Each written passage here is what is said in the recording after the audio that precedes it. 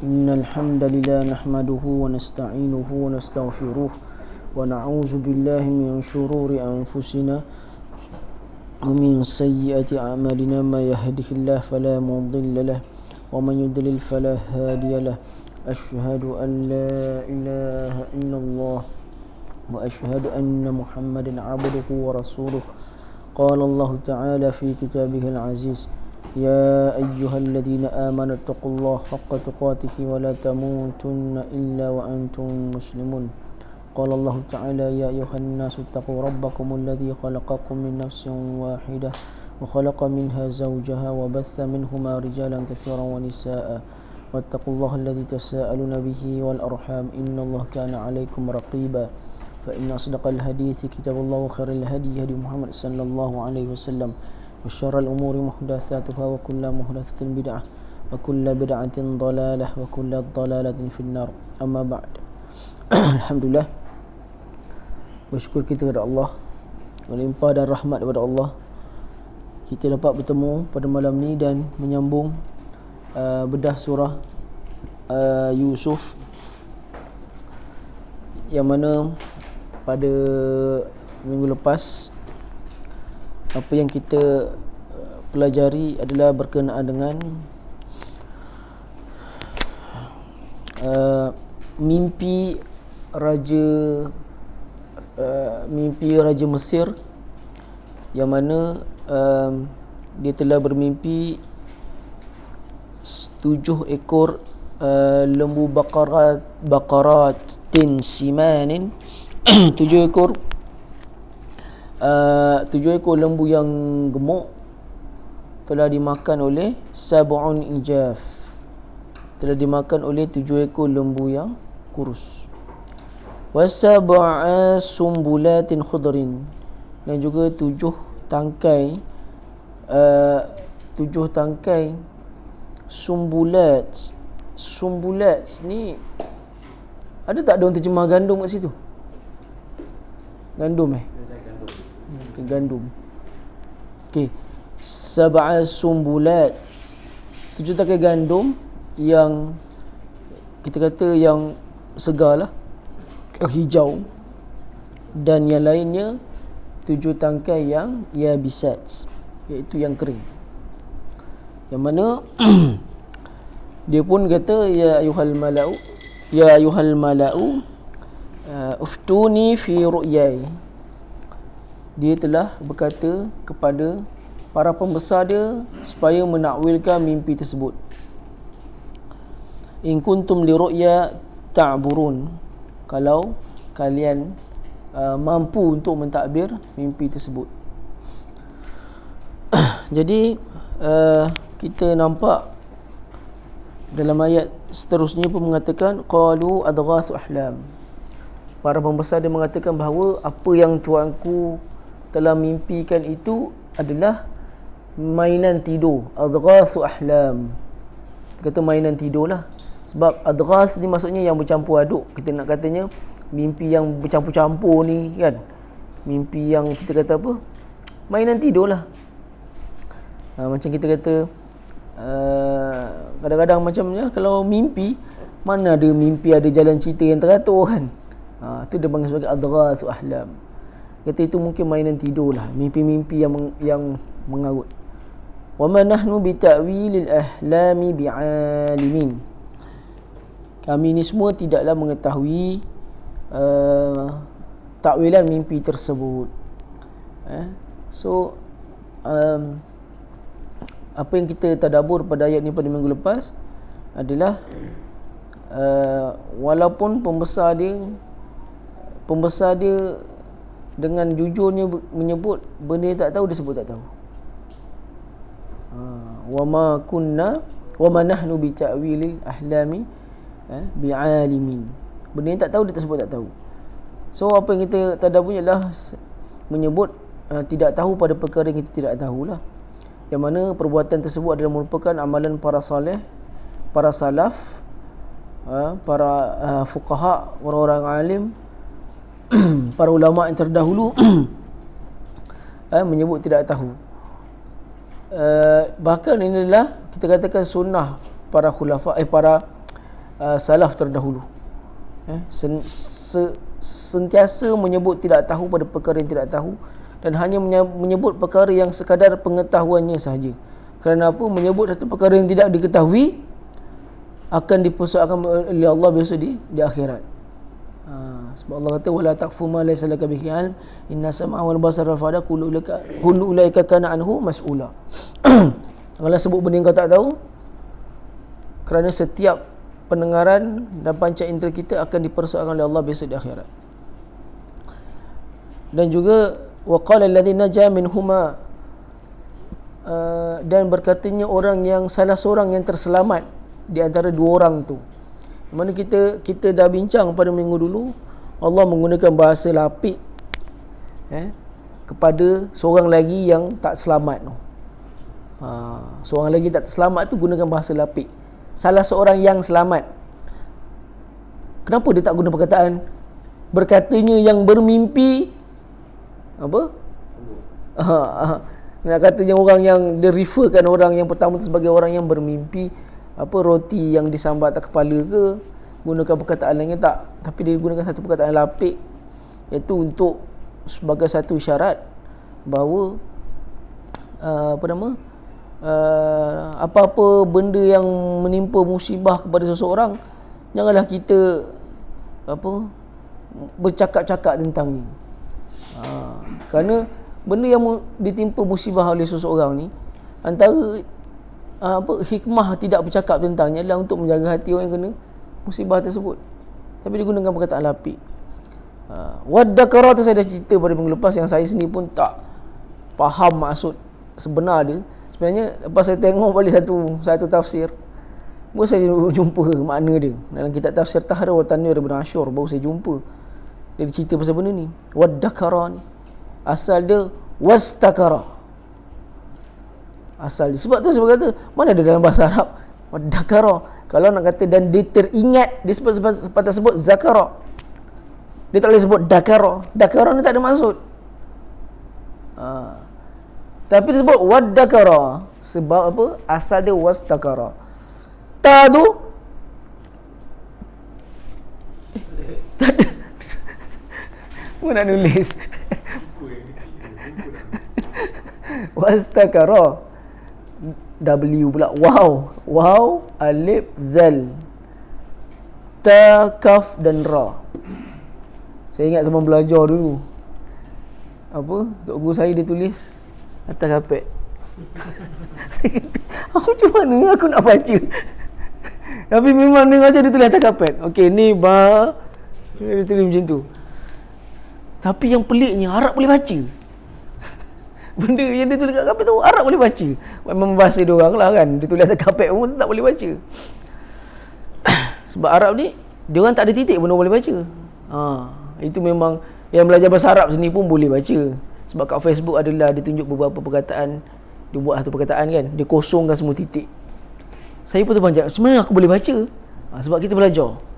Bila belajar memang tak ada titik pun boleh baca. Sebab dia bidang bahasa kan. Tak ada masalah sebenarnya. So waddakara tu waw alif zal ta kaf ra wastakara. Ta tu telah digantikan dengan dal. Sebab apa ta tu digantikan dengan dal? Kerana mereka mengatakan makhraj huruf ta dan zal yang hampir-hampir sama. Jadi disebabkan tu ini adalah amalan-amalan resam Usmani lah. Amalan resam Usmani. Kalau resam Usmani ni macam saya cerita, kata kerja pun boleh ditanwin. Kalau nak katakan kata kerja ni kata kerja lah, tanwin ni lah kata nama. Macam mana boleh tanda kata nama masuk dalam kata kerja? Benda tu menyongsang arus terus. Kadang-kadang menyongsang arus, tapi dia amalan resam Usmani. Dia akan menukarkan perkataan-perkataan, banyak benda dia buang apa semua. Kalau macam abang mesti pernah baca Quran Majid. Sempat abang baca Quran Majid. Quran Majid ni belah-belah India punya cetakan lah. Tulisan ni lagi pelik tu. Orang lama-lama je boleh baca. Tapi zaman saya kecil dulu, saya memang belajar Quran Majid. Masa kita semua kecil lah, umur-umur macam bayi-bayi saya. baca masa kecil semua Quran Majid. Quran Majid ni India lah, belah India punya. Tapi dia pun sama tak, khat dia benda lain dah kan. Nombor macam lalu sistem nombor dia pun dah lain dah. Jadi waddakara tu asalnya wastakara. Asalnya memang ada lah, maksudnya teringat lah. Dan dia pun kata orang yang dia punya rakan penjara dia yang selamat seorang tu, yang bermimpi menjunjung roti dan diambil oleh burung tu, dia kata ana unabbiukum bi ta'wilihi farsilun. Aku akan mentakwilkan, memberitahu makna mimpi tersebut. Farsiluni, asal dia farsiluni, farsilun, nun tu pada bawah kan, sebenarnya ada ya, tapi ya tu telah dibuang. Bermakna apa? Hantarkanlah aku kepada orang yang boleh mentakwilkan mimpi tersebut. Dia maksudkan Nabi Allah Yusuf. Dia maksudkan hantarkan aku kepada orang tersebut.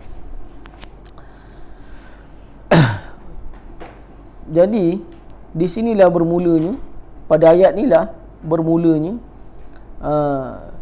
takdiran Allah kepada Nabi Allah Yusuf.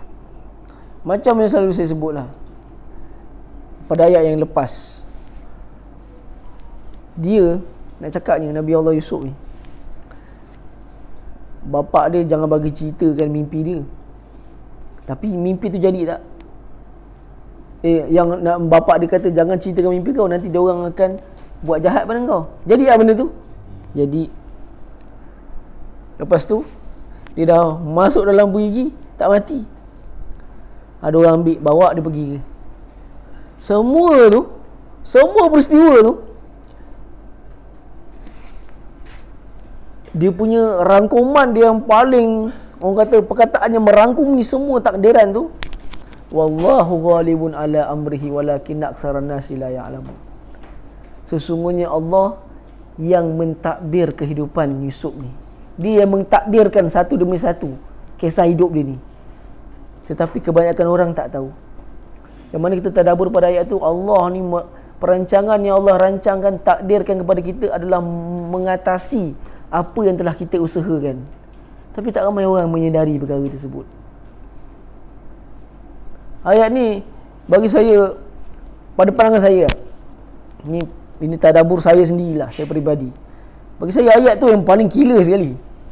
Ayat tu merangkumi hampir semua kisah hidup dia.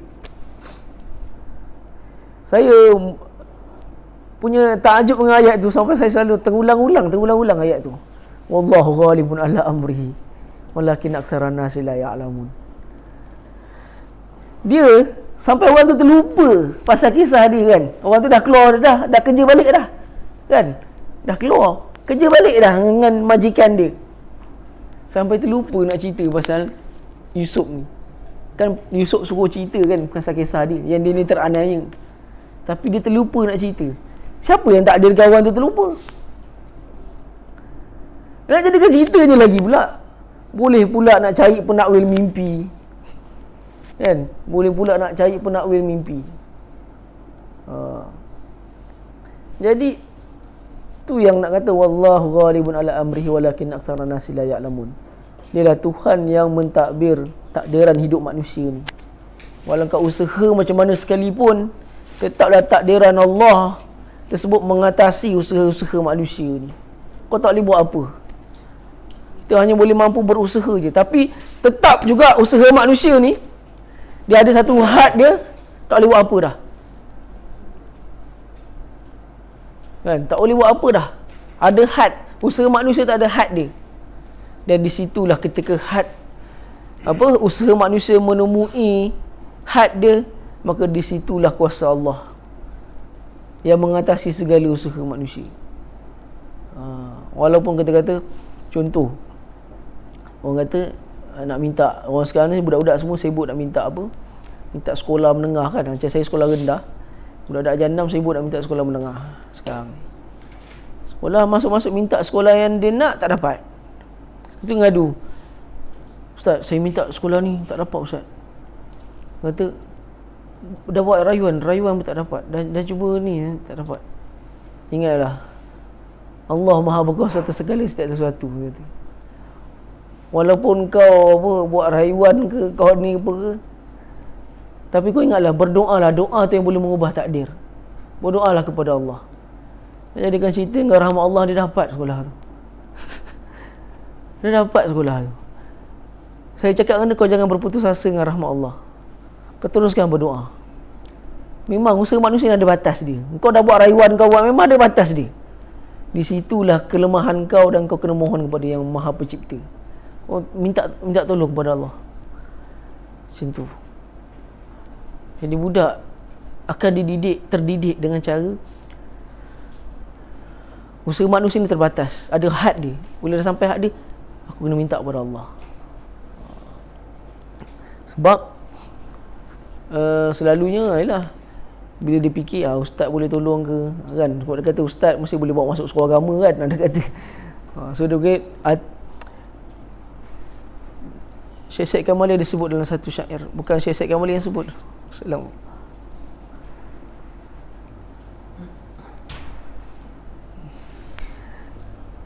Siapa? Azim. Ni tak ada tak diperkenalkan lagi dah. Ini tak perlu dikenal lagi. Apa saya cakap tadi? Aduh, ya Allah. Apa dia? Syair. Saya cakap boleh ada buat satu syair tu. Syair ni oleh syair ni disebut oleh apa nama tu? Seorang ulama dalam mazhab Maliki.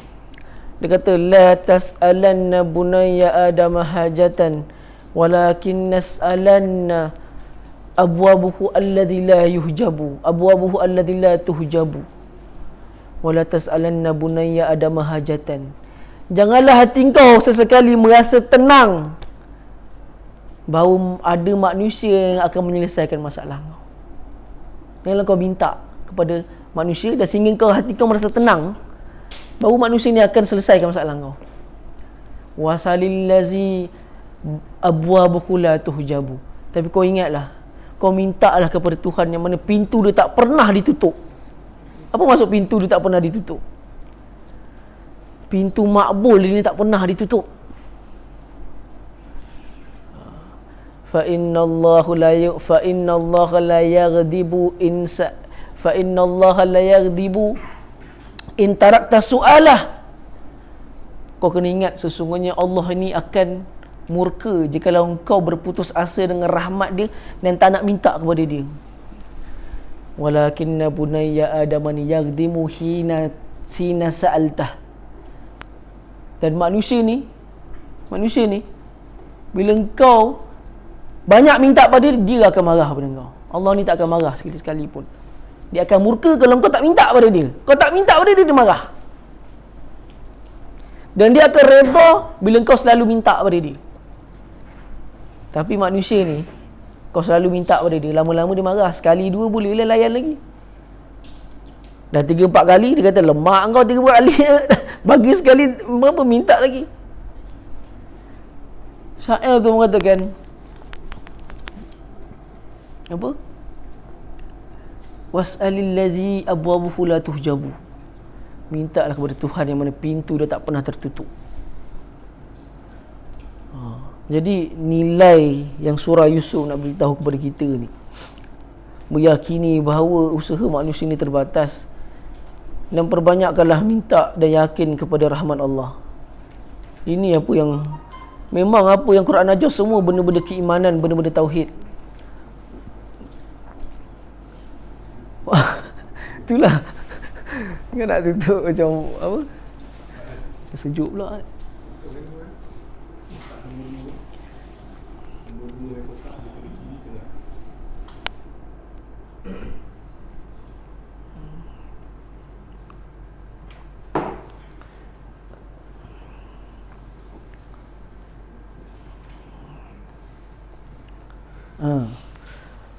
Dan juga ada satu syair yang mungkin bagi saya menarik juga untuk dikongsi, yang sebutnya oleh imam yang sangat masyhur dalam bidang ilmu nahwu, dipanggil sebagai Al-Imam Al-Makudi. Al-Makudi ni di antara ulama besar lah ilmu nahwu ni. Jadi disebut iza aradta li fi zamani hajatun Iza aradat li fi zamani hajatun. Aku ni, kalau satu hari ada benda yang betul-betul aku nak minta, dia kata, waqad ashkalat fiha alayya al-maqasidu. Dan benda yang aku nak minta tu macam susah je aku nak dapat. Kalau aku rasa benda-benda yang terdesak, aku nak sesuatu, dan benda macam susah je aku nak dapat. Waqaftu bi babillahi waqfata dari'in.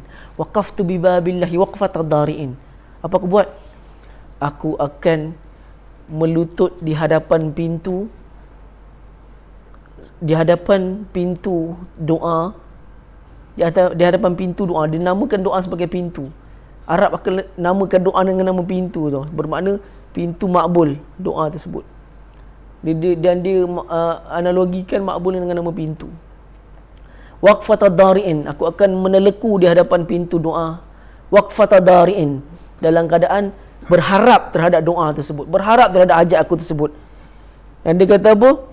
Walastatarani waqifan inda babi man. Aku hanya akan berharap pada wa qultu ilahi innani laka qasidu. Aku akan sebut depan pintu tu, innani laka qasidu, wahai Tuhan, engkaulah hanya tempat aku nak meminta. Walastatarani waqifan inda babi man. Tapi engkau tak akan nampak aku duduk terpacul depan pintu. Yaqulu fatahu sayyidi yauma raqidu. Aku sekali-kali tidak akan duduk di hadapan pintu seseorang yang mana kalau kita ketuk pintu rumah dia, ada hamba dia keluar kan. Hamba dia kata apa? Hari ini tuan aku sedang tidur. Nampak tak? Saya rasa terasa betul syair ni.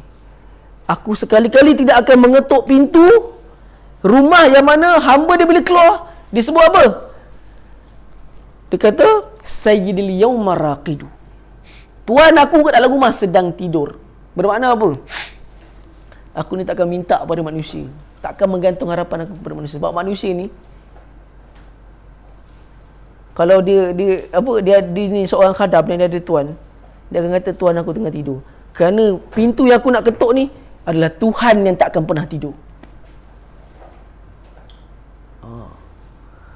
Jadi nak cakapnya apa? Menggantungkan harapan dia kepada manusia sama seperti mana dia gantungkan harapan dia kepada Allah.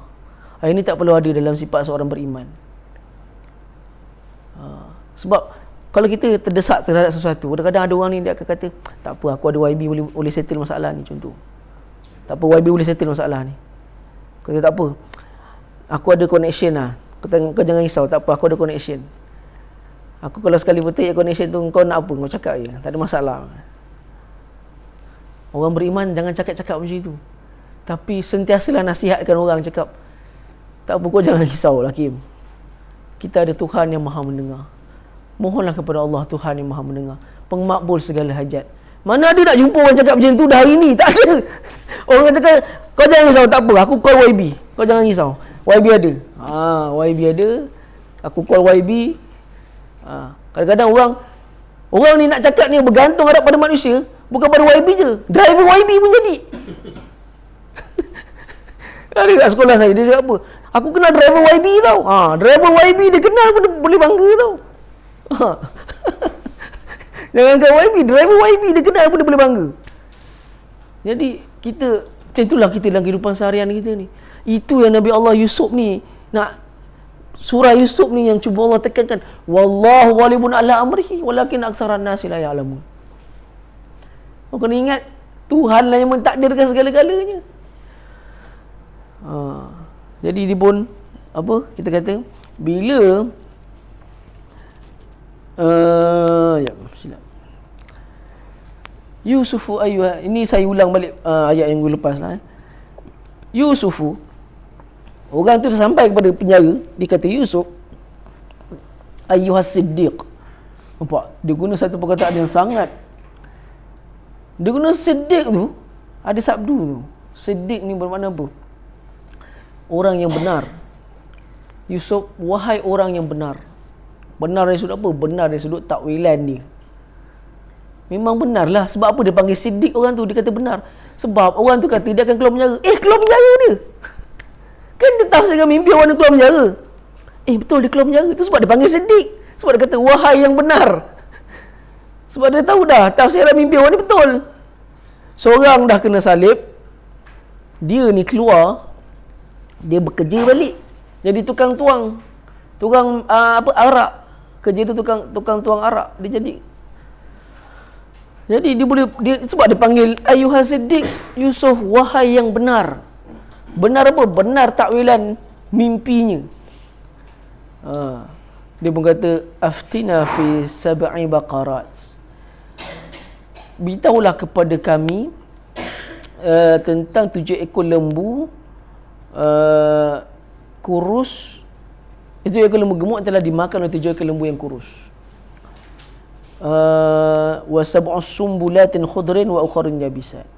Dan juga kita nampak 7 tangkai yang hijau dan juga 7 tangkai yang kering. La'alli arji'u ilan nas la'allakum ya'lamun. Kalau engkau dapat beritahu, maka aku boleh beritahu takwilan tersebut kepada orang yang kepada raja yang bertanya tentang takwilan mimpi tersebut. Apa kita tadabbur tentang ayat ni adalah dia sebut sebiji-sebiji macam mana apa yang raja tu sebut. Bermakna dalam membawa cerita jangan tukar tambah. Yang suka tukar tambah ni, siapa suka tukar tambah? Penglipur lara di kalangan ustaz-ustaz lah. Ustaz-ustaz penglipur lara. Dia kata dia suka main tambah-tambah. Nabi SAW sebut dalam hadis Muslim apa? Kafa bil mar'i kaziban in haddasaku bi kulli ma yasma'. In yuhaddisu bi kulli ma yasma'. Cukup seorang itu dianggap pembohong apabila dia menceritakan setiap benda yang dia dengar. Menceritakan setiap benda yang dia dengar, bermakna tanpa tapisan. Tak cek dulu kesahihannya apa semua. Apa yang dia dengar semua dia cerita. Kadang-kadang ada orang kata, aku dengar cerita apa tu bini dia buat hal, contoh. Padahal tak cek lagi betul tak betul. Tapi terus cerita dah. Kau jangan ni dengan dia. Dia tu orang kata apa, bini dia memang ada buat hal. Dia buat cerita yang dia dengar. Nabi kata kepada kita benda tu tu. So orang ni dia tak takut tambah. Dia bawa cerita apa benda yang betul. Kita jangan sampaikan benda-benda cerita bikul lima yasma'. Setiap apa yang dia dengar semua dia cerita. Dia tak cek dulu. Benda tu sahih tak sahih, betul tak betul tentang. Akhirnya apa akan jadi? Berlakulah al-ghibah wan namimah. Iaitu apa? Mengumpat. Maka berlakulah umpatan. Berlakulah satu benda umpatan. Jadi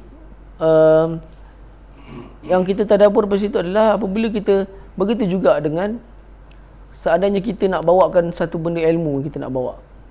Orang sekarang suka share tu bagus, baik. Tetapi dapatkanlah at-tasabbut, iaitu kesahihan benda yang nak di-share dahulu.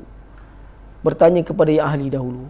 Dan seandainya dia menyebarkan perkara yang salah, maka berlarutanlah benda yang salah tu, semua orang amal benda yang salah dan akan dapat dosa, berlarutan sampai ke dia dapat.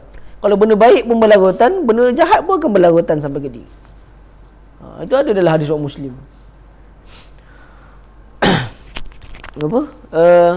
Jadi memastikan, bagi saya amalan memastikan kesahihan ni adalah benda yang dah pupus dah orang nak buat. Orang akan asalkan boleh memang akan bercerita je. Benda yang ini menunjukkan sikap berhati-hati bagi seorang Islam yang beriman kepada Allah. Kerana dalam Quran Allah mengisyaratkan benda ni kita kena buat.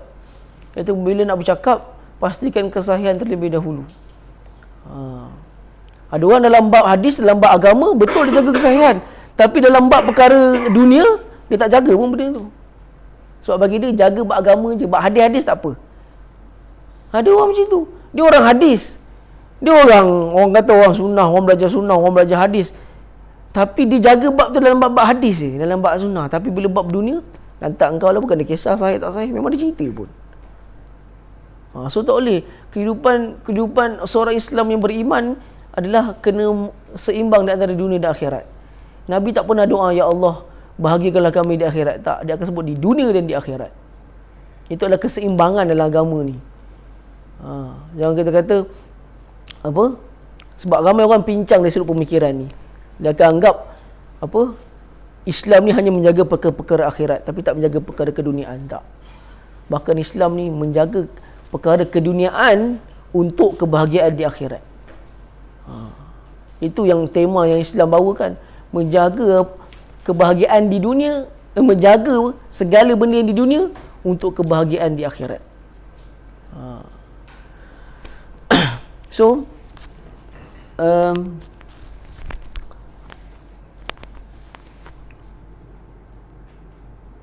apa tadi?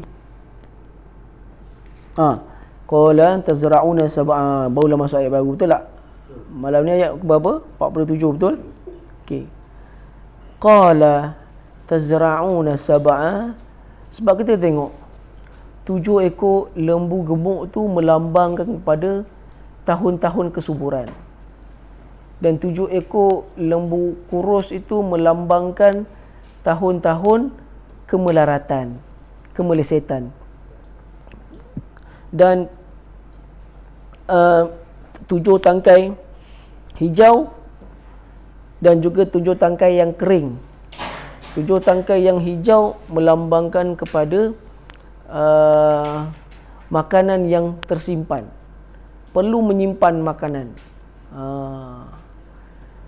Dan 7 tangkai yang kering tersebut adalah simpan dia dalam keadaan bersama dengan tangkai-tangkai dia sekali. Untuk menghadapi 7 tahun kemarau. Ayat ni pun sama, ayat killer yang paling besar sekali dalam ayat ni lah penyelesaian yang dibuat oleh Nabi Allah Yusuf.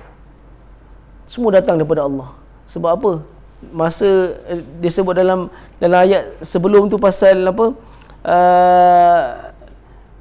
Apa ni? Disebut pasal ayat yang sebelum ni pasal dia tafsir mimpi tu, dia sebut apa? Semua tu diajarkan oleh Allah kepada dia. Yang mana dia kata apa? Zalikuma, mana ayat tu?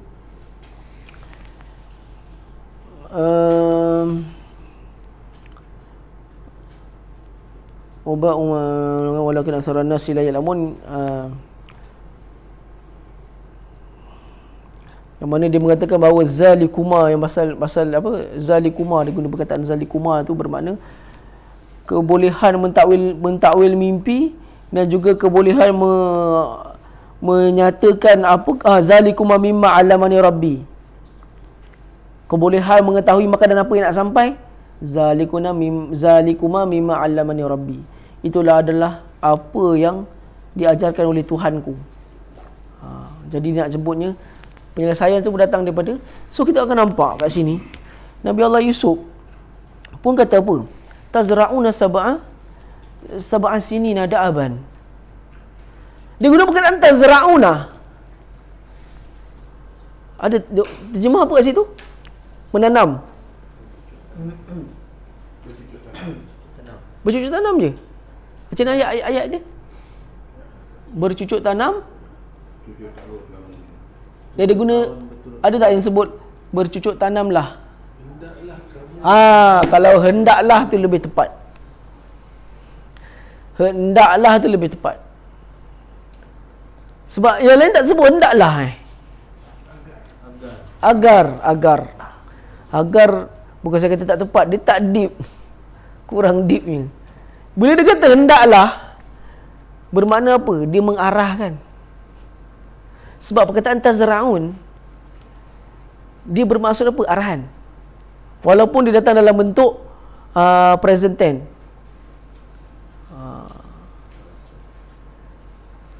Macam ni saya kata. Saya kata kat Hakim, Kim, tanam ni semua. Kan?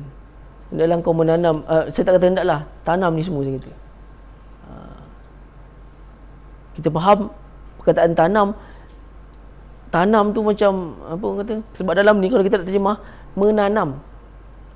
Maksudnya tazra'un ni menanam. Menanam 7 tahun. Takkanlah ada orang cakap macam tu. Kim, menanam 7 tahun. Kata kau berbenda ustaz. Bermakna apa? Hendaklah. Bermakna dia mengarahkan. Dia mencadangkan satu arahan. Kata okey, kalau kau nak takwil mimpi ni, kau kena buat benda ni. Dia kata, tanam sab'a sinin da'aban.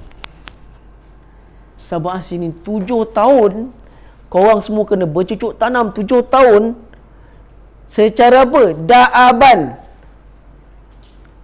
Apa dia terjemah da'aban kat situ? Berterusan. Seperti biasa. Berturut-turut. Oh, berturut-turut terus menerus. Pada pandangan saya secara peribadi, terus menerus lebih tepat lah. Kalau seperti biasa, itu terjemahan literal. Seperti biasa. Sebab da'ba ni ialah seperti Allah sebut dalam Quran, kada'bi ali fir'auna. Seperti mana biasa perangai Firaun ni. Da'bun tu ialah benda biasa, benda yang dah biasa buat. Orang Kelantan kata poskalo. Pokalo. Apa? Buat seperti biasa. Itu kalau itu terjemahan literal. Tapi saya lebih suka terjemahan tu kalau diterjemahkan secara berterusan. Akak punya secara berterusan betul dia sebut. Kan? Secara berterusan tu lebih bagi saya lebih sesuai lah.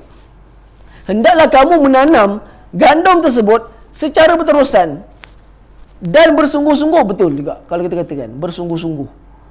Kalau dia kata berturut-turut seperti biasa tu bagi saya kurang lah. Boleh kata bersungguh-sungguh. Bila buat tu da'aban, berterusan. 7 tahun tu dia nak kata kau kena tanam 7 tahun tu all out. Betul-betul berapa tan metrik, ratus-ratus tan metrik pun kau buat lah. 7 tahun ni kau kena all out, dia kata. Nak tanam all out. Apa yang ada semua all out.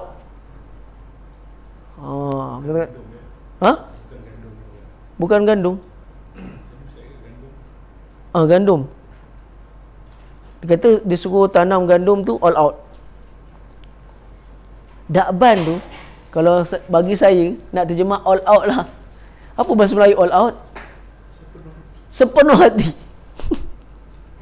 Sepenuh hati kau tanam dengan sepenuh jiwa dan raga kau. 7 tahun ni kau tak boleh main-main, cakap yang tu. 7 tahun ni kau jangan main-main. Kau memang kena tanam all out habis. Sebab andai kata kau tak buat, dia akan cakap apa sebab dia kalau kau tak buat. Bila dia nak kata sebab apa. Jadi pada perkataan all out tu, suruh buat all out ni, ini menunjukkan kepada apa? Sebab sekarang ni dia membayangkan kepada mimpi raja tersebut, dia membayangkan apa tau? Nabi Yusuf membayangkan kepada orang tu, dia kata akan berlaku satu kemarau yang panjang. So apa yang perlu korang buat? Raja tu sebenarnya dia dah bermimpi tentang kemarau yang panjang. So kita kena tengok sekarang ni Nabi Yusuf dia mentakwilkan mimpi tersebut synchronize tak dengan dia punya keputusan dia? Synchronize. Tu sebab ulama kata nak takwil mimpi mesti benda yang synchronize. Bukannya benda kebanyakan orang akan lebih banyak berbohong nanti bila dalam mentakwilkan mimpi. So bila bendanya sama, benda yang kurus dianalogikan dengan kemarau, yang gemuk dianalogikan dengan subur. Orang pandang besar pun kata subur budak ni, kata contoh. Kan kita kata wah subur betul budak ni, contohlah kata. Kita pun cakap pun aku semangat macam tu kan. Jadi dia kata apa? Dia membayangkan satu akan berlaku, dia kata akan berlaku kemarau dan korang semua kena bercocok tanam gandum tersebut secara all out, jangan main-main. Bermakna kat sini dia mengisyaratkan apa? Dia mengisyaratkan tentang satu keterjaminan makanan.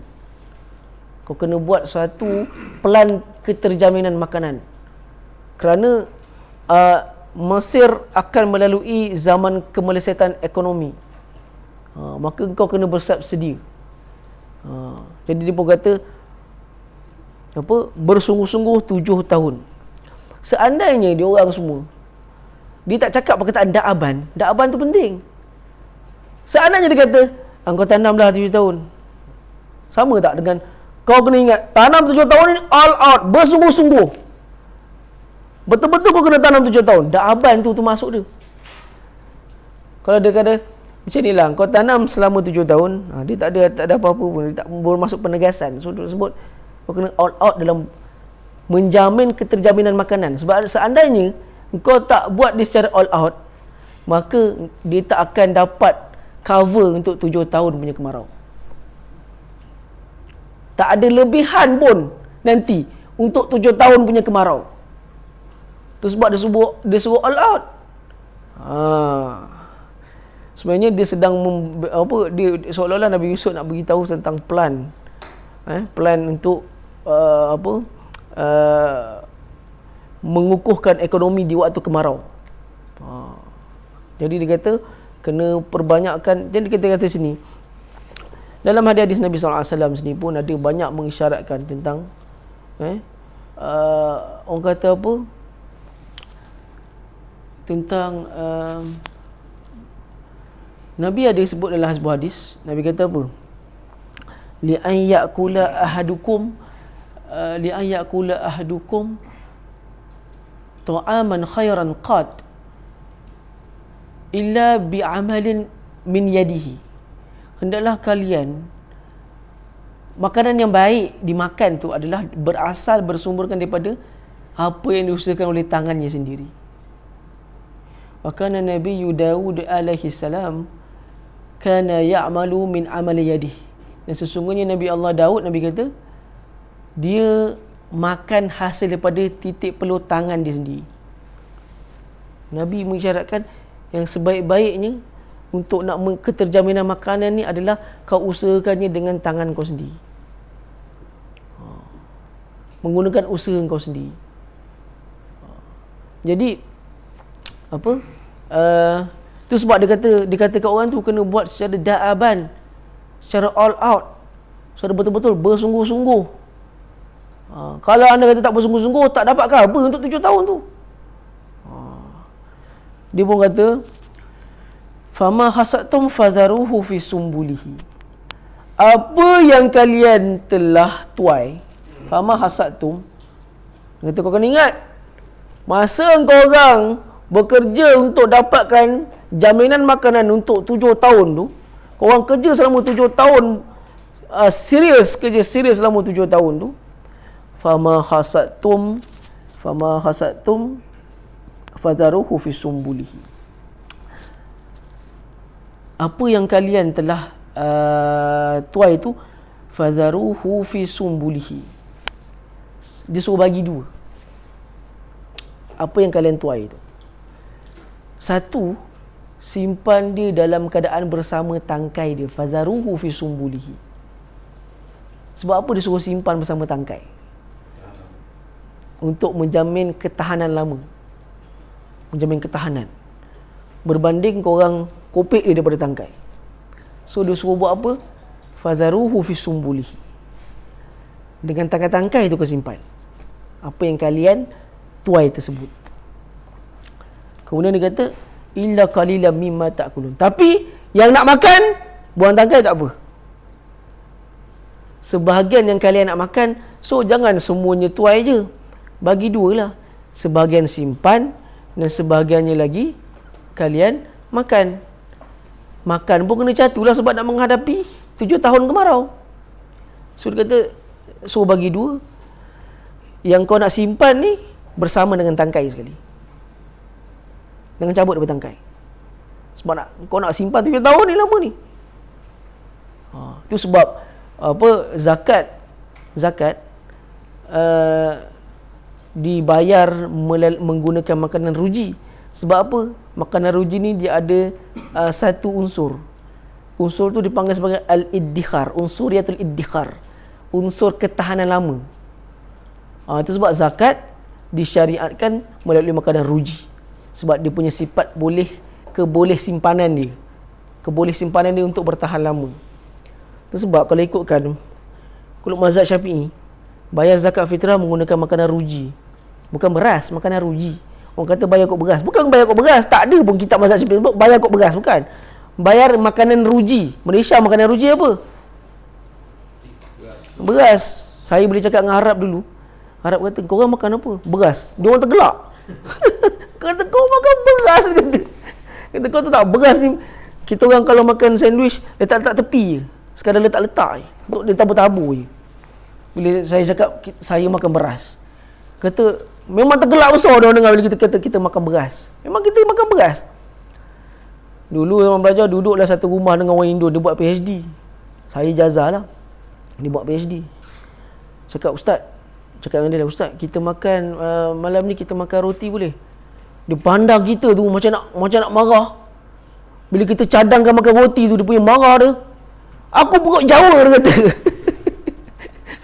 Kok perut Jawa dia suruh makan roti, dia kata. Aku perut Jawa, kau jangan suruh makan roti, aku kena makan nasi. Cakapnya, kalau ikut mazhab Syafi'i, dalam kitab Majmu' Syarah Muhazzab sini, Imam Nawawi sini sebut, bayar zakat fitrah ni menggunakan ruji ni, wa nashtaddu alaihi disebut tau, dan kami berkeras dengannya. Mazhab Syafi'i sebut, dan kami berkeras dengannya. Bermakna kau memang, bahkan dalam mazhab Syafi'i tak sah seandainya zakat fitrah dibayar menggunakan tukaran makanan ruji kepada duit. Tetapi apa yang di Malaysia amalkan adalah menggunakan mazhab Abu Hanifah. Mazhab Abu Hanifah menukarkan nilaian makanan ruji kepada duit, kepada nilaian setempat, nilaian hargalah, menggunakan duit. Tapi saya ingat dulu fatwa Tok Guru saya dulu, dia boleh keluar fatwa, tapi tak kisahlah, sebab Syekh Bukhuzah Al-Hasan At-Tatwani Al-Marhum, dia pernah sebut dalam satu kutub, dalam satu kuliah dia, bahkan kuliah dia tu dan fatwa guru saya tu masuk surat khabar. Dia sebut apa tau? Makanan ruji untuk orang kampung, duit untuk orang bandar.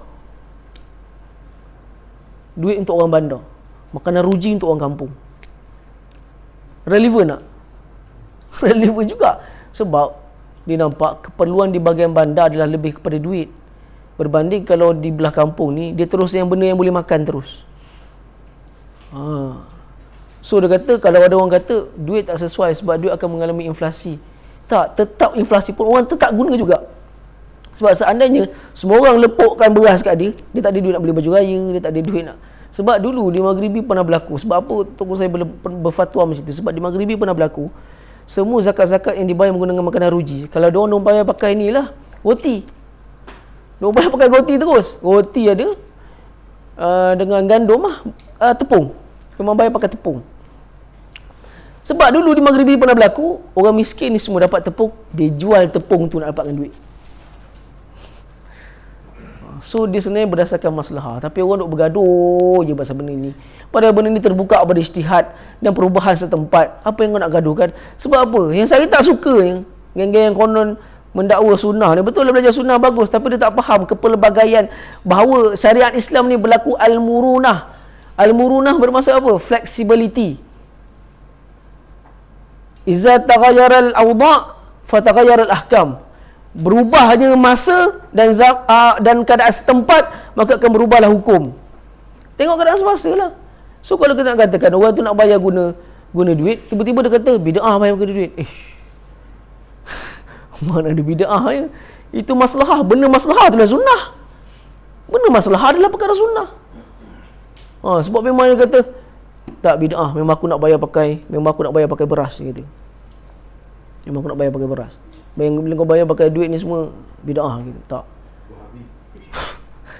Memang kena lah. So dia kata sebenarnya ikut pilihan masing-masing lah. Apa kau nak gaduh kan? Semua benda nak gaduh sampai apa? Kalau gaduh ilmiah tak apa, tak ada masalah. Dia ni ilmuan sama ilmuan, bantai ilmiah. Kita yang duduk bawah, kita dapat ilmu. Betul tak? Orang ilmiah sama ilmiah, kalau gaduh, kita dapat ilmu. Kita dengar sisi lain yang perlu kita pernah dengar, yang disebut lain. Tapi kalau orang awam bergaduh, dalam kain luar kain semua dia sebut. Dia bukan ada ilmu pun, tapi dia nak bergaduh. Yang ni kena elakkan orang macam ni. Ulama, ustaz-ustaz yang ada ilmu bergaduh, tak apa. Dengar dia orang punya gaduh. Tapi jangan kau tukar bakar. Apalah katanya. Seorang penuntut ilmu bukan tukar bakar. Penuntut ilmu dia membanding beza pandangan yang ada. Itu orang yang bijak. Tapi orang tak bijak ni buat apa? Dia tulis status kat Facebook, dia duk bakar, dia duk backup kumpulan ni dan dia bakar kumpulan sana. Itu tak ilmiah. Itu bukan pelajar nama dia. Itu orang yang just nak perangatkan suasana, nak buat apa? Betul? So kita rakaat tarawih pun bergaduh. Rakaat tarawih ni, oi, saya sampai satu masjid tu saya ajar. Wah, saya bawa dua pandangan ni, saya bawa kitab ni. Kitab sampai 3 buah bawa ni. Cerita pandangan tentang rakaat tarawih. Dua-dua saya bawa. 8 ke 20 ke. Kata 8 dan 20 ke, dua-duanya sunnah. Itu kesimpulan akhir saya. Sampai ke orang yang report pada pejabat agama, dia sebut apa? Saya dok kata 8 je yang sunnah, 20 tak sunnah. Oi, saya kata tak pernah aku sebut benda tu. Aku tak sebut pun benda tu, saya kata. Padahal saya bawa kitab tu. Bawa kitab, okey, kita tengok kitab ni, saya baca, okey ni. Pasal benda tu pun boleh gaduh. Tengok ni, rakaat 8, 20 akan berbunyi lagi. Setiap tahun akan bunyi. Lepas tu, nak raya, mulalah bunyi pasal bayar zakat fitrah pula. So, kita orang yang bijak. Orang yang bijak ni. Di mana Nabi sebut dalam hadis, orang bijak ni Al-Kayis. Kena sebut betul-betul. Kalau tak ada sabdu, jadi Al-Kis. Kis tu beg plastik. Al-Kayis. Ada sabdu baru jadi orang yang bijak. Orang yang bijak ni apa? Orang yang bijak ni adalah dia sentiasa mencari peluang nak menuntut ilmu.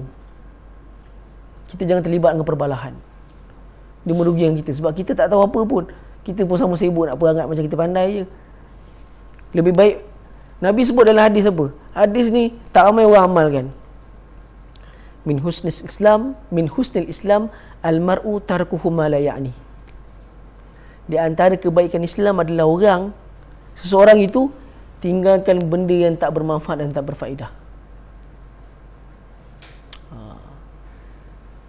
Nabi kata, kalau tak dapat sebut benda baik je, baik kau diam. Kalau kau rasa kau bercakap tak dapat sebut benda yang baik, baik kau diam. Diam tu sendiri dah satu ibadah dah. Betul tak? Ibadah tak diam ni, diam dikala fitnah berlaku, kita diam. Orang duk bergaduh ni, jenis kita orang yang bijak, kita diam. Kita memerhati dan meneliti ilmu-ilmu yang mana aku boleh dapatkan, sisi mana aku boleh dapatkan ilmu. Itu orang bijak. Dia cari peluang untuk nak dapat ilmu je. Bukan cari peluang sambil-sambil menuntut ilmu nak bergaduh pun juga ya. Menuntut ilmu pun nak, bergaduh pun nak juga. So ni satu nasihat lah sebab saya kadang-kadang yang belajar dengan saya tu, diorang belajar hadis, belajar fiqh maliki dengan saya dengan geng-geng ni. Apa yang kepala otak diorang fikir pasal, wah aku kena tegakkan hujah ni sebab ni. Sabar nanti dulu. Walaupun tahu baru-baru belajar ni, nanti dulu, relax dulu. Jangan cepat nak bantai orang. Sabar.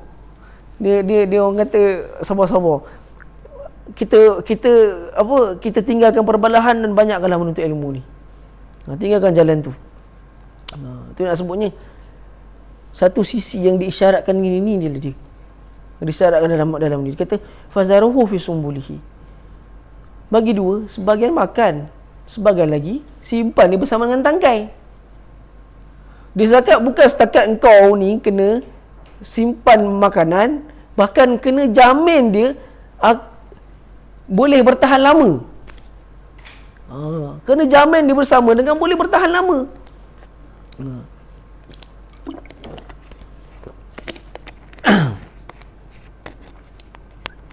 Illa qalilan mimma ta'kulun. Jadi dia kata sebahagiannya adalah apa yang kamu. Jadi kita tengok sini sebenarnya pada ayat ni Al-Imam Al-Qurtubi kata dalam kitab Al-Jami' li Ahkamil Quran, dan juga Al-Imam Syatibi kata dalam kitab dia Al-Muwafaqat bagi ilmu maqasid. Ayat ni menjamin bukan setakat satu benda, dia menjamin 5 benda. 5 benda dijamin.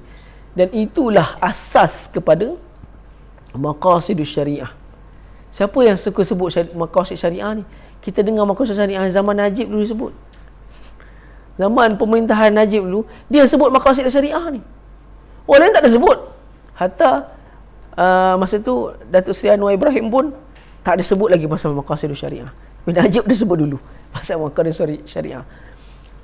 Sesiapa yang belajar ilmu syarak, dia akan kesedar perkara ni. Maqasidus syariah ni adalah 5 asas utama untuk menjamin kelangsungan hidup. Menjaga nyawa, menjaga keturunan, menjaga agama, menjaga harta. Yang kelima, menjaga apa satu lagi?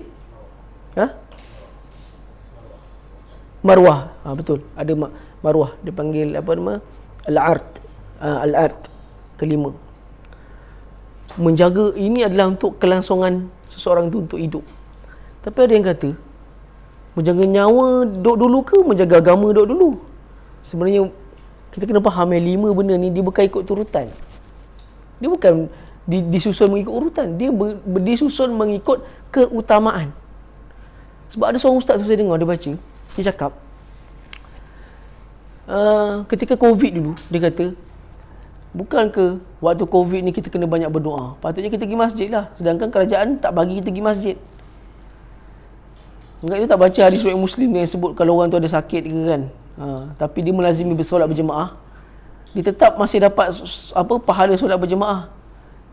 Wa huwa sahihul muhkim, walaupun dia seorang yang sedang sihat ataupun sedang bermukim, tetap dapat pahala. Contoh kita, satu orang yang melazimi solat berjemaah, kemudian kita sakit, tak dapat solat jemaah. Selama mana kita sakit tu, pahala solat jemaah masih mengalir lagi pada kita. Seandainya kita bermusafir, kita punya pahala solat jemaah tu masih tetap berjalan walaupun wahwa sahihul muqim, walaupun dia sedang bermukim, walaupun dia sedang bermusafir. Sama je dalam kes ni. Kalau kau seorang yang melakukan solat jemaah, kemudian COVID tak boleh pergi masjid, engkau duduk rumah tu sendiri dah berpahala dah, sebab engkau mengikut kata pemerintah untuk mengelakkan keburukan yang lebih besar lagi. Sekali ustaz ni boleh sebut apa? Dia kata, bukan ke sekarang ni lebih baik kita pergi masjid. Dia pula suruh pergi masjid. Pemerintah kata tak boleh pergi masjid, dia pula suruh pergi masjid. Sampai lepas tu dia kata, kan menjaga agama mendaluhi kata menjaga nyawa. Saya tak pernah dengar ada orang cakap macam itu. Dia seorang pertama kali saya dengar dia cakap benda macam tu. Menjaga agama ke atas menjaga nyawa. Tak. Bukan semua keadaan. Dia bukan mengikut turutan. Tak. Contoh tengah solat, lepas tu ada kalajengking lalu, ataupun ular lalu, sekalipun tak boleh, aku kena menjaga agama, ya Allah, kena jaga agama, tetap pun solat. Sedangkan ular dah, kepala dah besar macam gini, dah tengkuk dah macam gini, kau boleh, ya Allah jagalah agama kau, ya Allah jaga agama, macam tu. Tak ada. Bahkan dalam hadis sebut, Nabi pernah mengetuk kalajengking yang lalu depan dia ketika sedang bersolat dan sambung balik solat. Dan orang pula fikir salah, ikut pandangan mazhab, kena tak boleh 3 kali gerakan anggota besar, tak boleh 3 kali berturut-turut. Dia pun pukul kalajengking macam ni, sebab tak nak berturut. Sedangkan perbuatan yang berhajat kepada perbuatan dalam solat, yang benda yang sangat berhajat, tak kira lah 16 kali ke 100 kali ke, semua tu tak membatalkan solat. Dia punya faham 3 kali gerak tak boleh. Memang dalam mazhab ada sebut 3 kali gerak, tapi kena bezakan pergerakan yang ada hajat. Tak kisahlah berapa kali gerak, tak ada masalah. Perbuatan yang ada hajat. Takkanlah kau nak macam robot, nak pukul ular pun macam robot. Bukan pukul ular, lari lah, apa nak pukul lagi. Kau lari 1000 batu pun tak batal solat. So kemahiran berfikir tu nak sebutnya. Menjaga 5 perkara ini. Sebab apa? Bila menjaga kelangsungan makanan, maka dia dapat menjaga kelima-lima ni sekali. Menjaga kelima-lima perkara ini sekali. Bila dapat menjaga kelangsungan makanan, maka dia telah menjaga nyawa. Bila menjaga nyawa, sekaligus telah menjaga agama. Sebab apa menjaga agama? Kerana kefakiran dan keterdesakan menghampiri kepada syirik kepada Allah. Betul tak? Maka menjaga agama sekali. bahkan menjaga harta, menjaga keturunan. Kalau makanan tak cukup, macam mana kau nak melebar luaskan keturunan kau? Macam mana? Ya bang, nak kahwin 4, nak kahwin lebih tak boleh. Sebab apa? Kelangsungan makanan tu tak ada. Kalau dah kemarau, langsungan makanan tak ada, kebuluh. Kau tengok bini kau pun macam tengok ayam. Dah tak nampak muka bini, dah nampak ayam, ponggeng dia tak nampak ayam. Maka tak dapat menjaga keturunan dah. So, bila Nabi Yusuf bawa kepada mereka, kau kena jaga kelangsungan makanan. Kau kena cakap pada pemerintah kau, jaga kelangsungan makanan. Itu benda yang lagi penting, lagi besar. Menjaga kelangsungan makanan. Dan dalam, so kita akan nampak lepas ni Nabi Yusuf dia sebut apa? Summa ya'ti min ba'di zalika sab'un syidad. Lepas tu kau kena ingat akan berlakunya sab'un syidad, 7 tahun kemarau. Akan berlaku 7 tahun kemarau. Bila berlaku 7 tahun kemarau, ya'kulna ma qaddamtu.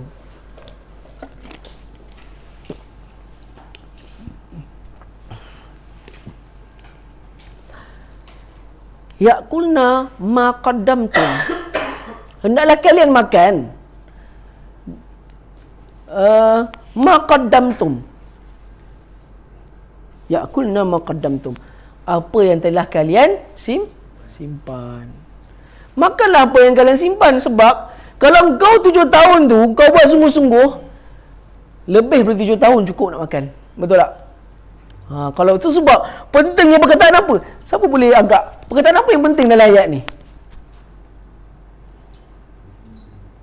Dalam bahasa Arab ni, dalam yang Arab dan yang Qurannya. Perkataan apa yang agak-agak penting?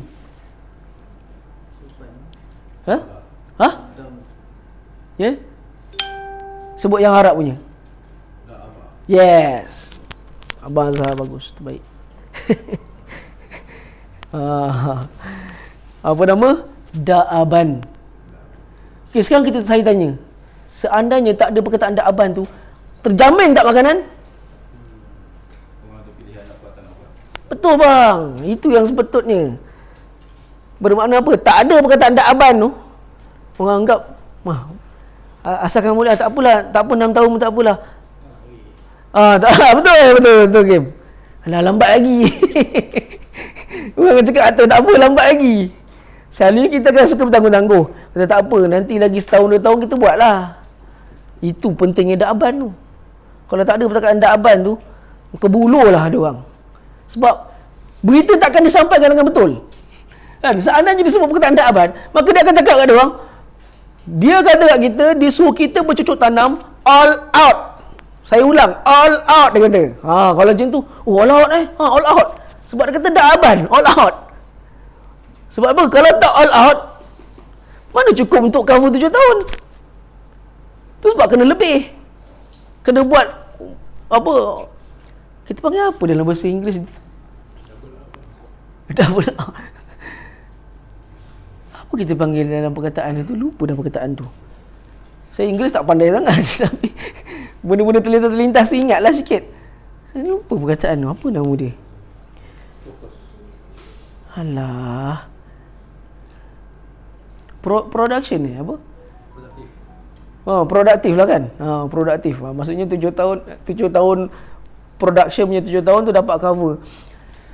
Tu sebab kalau kita kata, contohlah, kau nak baru dapat satu kerja lain, dapat kerja tepi, nak tinggalkan kerja hakiki. Betul ke kalau kau nak kerja contoh dia dapat meniaga dan dia untung, dia nak tinggalkan kerja hakiki, sedangkan dia tahu, contohlah kalau dia kerja hakiki, dia kerja government kan, dia tahu dia dapat pencen tapi dia tinggal kerja tu, dia nak dapatkan, dia nak fokus pada kerja apa permanent kerja apa tepi dia. Sepatutnya dia dah tahu dah, kalau aku nak berhenti kerja, aku dah kena ada simpanan double kepada untuk nak cover apa benda sepanjang masa aku tak bekerja tersebut. Benda ni adalah benda yang kalau di-apply kan, mendablekan untuk cover untuk benda yang akan datang, mendablekan production untuk menghadapi perkara yang akan datang. All out, mendablekannya. Betul abang kata double out tu. Double up. Bukan double out double up. Kena double up. Betul juga double up. Double up ataupun all out samalah kan. Kena double up kan untuk nak cover benda tu. Kau kena buat dia benda tu double. Supaya untuk bukan kalau tak double apa jadi? Cukup ada anak-anak kecil yang tak dapat makan, betul tak? Maksudnya bukan semua dapat cover semua. Kalau saya baca dalam tafsir Ibnu Katsir, dia kata ketika itu bukan setakat Mesir, seluruh dinasti-dinasti yang wujud ketika itu pun mengalami kemelesetan dan diorang tak survive. Diorang mengalami kebuluran. Tapi rahmat Allah hantar Nabi Allah Yusuf daripada perigi sehingga ke istana. Kehidupan dia berasal daripada perigi ke istana, sebab dia akan masuk istana nanti. Dia akan menjadi ahli bendahara kepada negara. Dia akan menjaga dia akan menjaga ni gudang makanan. Kita panggil Menteri Kewangan. Dia akan menjadi keterjaminan makanan. Betul. Bukan Menteri Kewangan, Menteri Keterjaminan Makanan. Mak Sabu kan. Menteri Keterjaminan Makanan.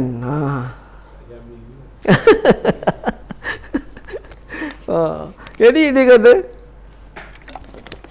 apa? Betul juga Menteri Keterjaminan Makanan. Betul, perkataan tu sesuai. Dia kata apa yang telah disimpan makan illa qalilan mimma tuhsinun. Tapi makan yang tersimpan jangan habiskan semua. Illa mimma tuhsinun.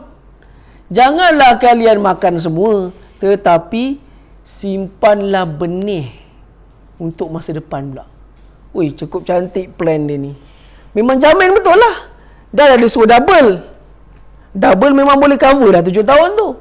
Lepas tu, bila nak makan, jangan habiskan semua. Berjimat cermat. Jimat cermat. Jimat cermat ni selalu orang suruh jimat cermat kan. Dululah menteri-menteri suruh jimat cermat. Tapi dia suruh kita dulu jimat cermat. Dia tak jimat cermat. Dia betul lah. Saranan jimat cermat tu betul. Jimat cermat dia kata, bukan setakat jimat cermat, tapi simpan juga biji benih untuk nak ditanam pada masa yang akan datang.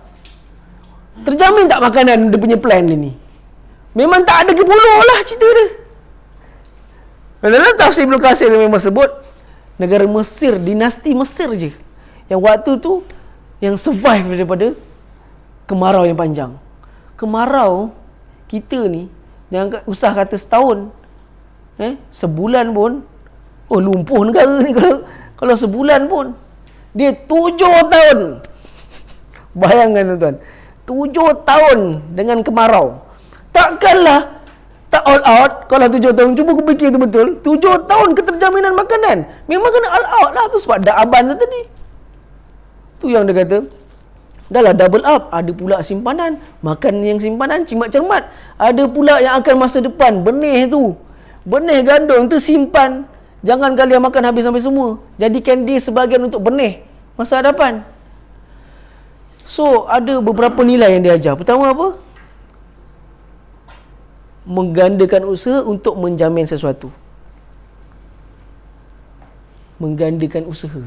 So, perkataan da'aban tu agak-agak penting tak? Da'aban tu. Penting perkataan da'aban tu. Kedua, berjimat cermat. Berjimat cermat ni kita salah cakap lah. Tak perlu baca hadis pun kita dah tahu dah. Islam ni agama yang penuh dengan hadis suruh berjimat cermat ni. Sampaikan Nabi sebut apa? Wa in kunta fil ma'il jari. Walaupun kau berada di air yang mengalir. Air tu, air yang mengalir tu. Bila Nabi nampak sahabat berwuduk walaupun di air yang mengalir, Nabi kata mahazal israf. Ni kenapa macam membazir-membazir ni? Kemudian sahabat berkata, walaupun air yang mengalir pun ada israf, ada membazir. Wa in kunta fil ma'il jari, walaupun kau berada di air yang mengalir. Walaupun air yang mengalir. Nabi SAW sebut dalam hadis, nak cakap jangan bagi orang kata membazir ni, kan? Iza saqatat luqmatun ahadukum. Kalau terjatuh makanan, yang ni Kak Zuraida kena cakap dengan orang ni. Duduk asrama kan, kena ingat hadis ni. Wa idza saqatat luqmata ahadukum. Kalau terjatuhnya makanan daripada tempat makan kamu, falyumti anhal adza wal yakulha. Maka buanglah apa yang kotor dan makanlah. Tu Nabi cakap tu. Jatuh, makan. Alah dah jatuh, biarlah. Dah jatuh, dah jatuh. Tak, Nabi nak cakapnya jangan membazir. Sampai kata falyumti anhal adza. Kalau ikutkan, apa sangatlah yang makanan jatuh tu, biarkan lah. Kan, tapi tak, Nabi nak cakap tak nak bagi membazir ni. Sampai kutip balik, buang. Wal yakulha. Disambung apa? Wala tada'laha lisyayatin. Jangan kau tinggalkan itu untuk syaitan. Adakah Nabi bermaksud syaitan akan makan lebihan tu? Sebab saya pernah dengar beberapa orang ustaz ada sebut benda macam tu. Sebenarnya bukan maksud macam tu. Dan janganlah kau tinggalkannya untuk syaitan, bermakna apa? Kerana membazir itu amalan syaitan. Maksudnya jangan bazir je, tu je. Kata jangan kau tinggalkannya untuk syaitan. Sebab macam saya dah sebutlah kan, Hakim pun dah tahu kan, Arab kalau nak sebut benda tu, dia tak suka satu benda, dia akan samakan dengan syaitan. Membazir ni syaitan. So dia akan kata benda tu buruk, dia akan kata benda tu syaitan. Dan dia ada satu benda lagi disebut, sambungan kepada hadis tu. Ini sunnah, tak ramai orang buat sunnah ni. Wal yaslit sohfatahu. Wal yaslit sohfatah. Dan hendaklah dia menjilat jari jemarinya. Menjilat jari jemarinya adalah hadis riwayat Muslim. Sunnahnya boleh bagi orang lain tu kan jilatkan. Baca hadis riwayat Muslim. Tetapi para ulama mensyarahkan hadis tu, kau jangan bagi jiran kau pula suruh jilat kan. Bini orang kau pula suruh jilat kan. Tak, bini sendirilah. Isteri suruh jilatkan. Ya, boleh. Tak ada masalah. Ataupun kawan, tapi jangan pula kawan kau yang kuku panjang, hitam, oren semua dalam tu kau suruh jilatkan. Tak ada orang selera. Mana ada orang selera? Kuku panjang, oren, hijau, hitam semua ada dalam tu, kau suruh dijilat. Kan kau hajar nama dia tu. Bukan benda yang baik. Sudah tak? Sama ada jilat sini. Fa innahu la tadruna min ayyi ta'amikum minal barakah. Sesungguhnya kalian tak tahu di bahagian mana makanan kamu yang ada berkat. Ini satu pengajaran yang bagi saya sangat merentasi mana-mana agama yang ada atas dunia ni. Sampai itu sekali dia suruh kita jangan membazir ni. Makanan jatuh kutip, sunnah kutip makanan jatuh ni. Sampai kan sebenarnya Nabi suruh jilat jari tu, ada ulama membahaskan Nabi suruh jilat jari tu supaya tak membazir juga kat situ sebenarnya. Sebab ayat tengah cerita pasal membazir, dia sambungan kepada jangan bazir. Bila kita jilat makanan, maka dia tak membazir, walaupun yang sekadar melekat di jari jemari ni. Sampai macam tu sekali. Mana ada orang suruh cakap membazir sampai ke tahap macam tu sekali. Kan? Jadi dia kata, pertama disebut menggandakan usaha untuk jangka masa yang panjang. Gandakan usaha. Kalau kita merancang sesuatu, nak menyimpan sesuatu, double up. Kalau kita nak merancang menyimpan sesuatu, double up. Untuk nak cover satu jangka masa, kena double up. Kalau double up, dia tak akan jadi cukup-cukup. Dia akan jadi cukup melebihi yang cukup. Yang kedua, kalau kita guna disiplin ni dalam kehidupan kita, insya-Allah tak akan menambahkan statistik muflis dalam negara. Kerana apa? Kurangnya pengetahuan pengurusan keuangan. Sebenarnya dalam maqasid ni, dia membahagikan keperluan manusia itu kepada 3. Daruriyat, hajiat, tahsiniyat. Ini perkara asas dalam maqasid syariah. Daruriyat, kalau tak ada dia mati. Contoh, makanan. Betul tak? Tak ada mati tak? Mati. Hajiat, sekadar keperluan.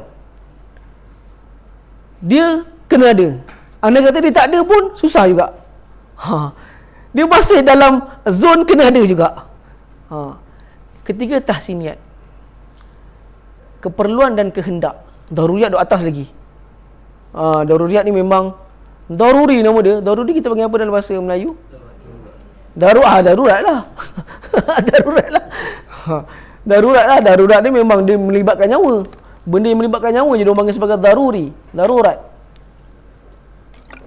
Dan ketiga tahsiniyah. Tahsiniyah ni ada pun tak apa, tak ada pun tak apa. Dia sekadar pelengkap je. Sebenarnya aplikasi tiga benda tu berjalan dalam semua kehidupan kita. Contoh. Saya buat contoh pada meja ni. Sekarang ni tuan-tuan, kita buat kuis sama-sama. Perhatikan meja ni. Saya nak tanya, ini keperluan ke, kehendak ke, daruriyat? Ni tempat letak pensil ni.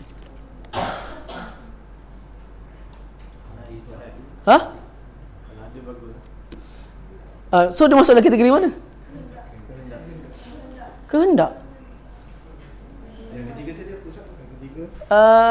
Keperluan, kehendak. Maksudnya bagi tahsiniyat. Tahsiniyat ada pun ada, tak ada pun tak apa.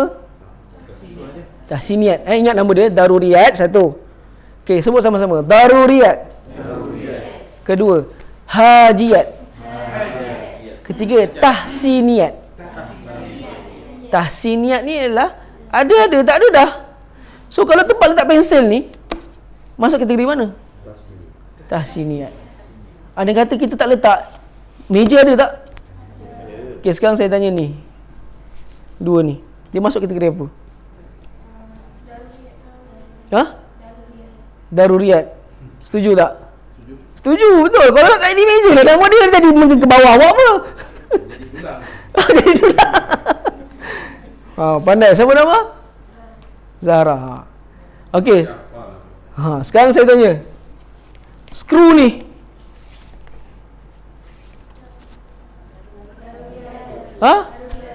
Bercerai lah kalau tak ada, betul tak?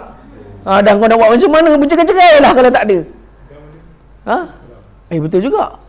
Tapi adakah dia seutuh paku? Skru lah? Tak lah. Kan? Ni. Tepi ni.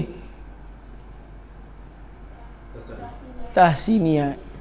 Dia merangkumi hampir keseluruhan hidup kita ni. Sekeliling kita ni semua ada tiga benda tu. Tahsiniyat tadi bahasa Melayu apa? Saya pun tak tahu nak terjemah bahasa Melayu macam mana. Kita kata macam ada pun tak apa, tak ada pun tak apa. Macam mana kita nak sebut?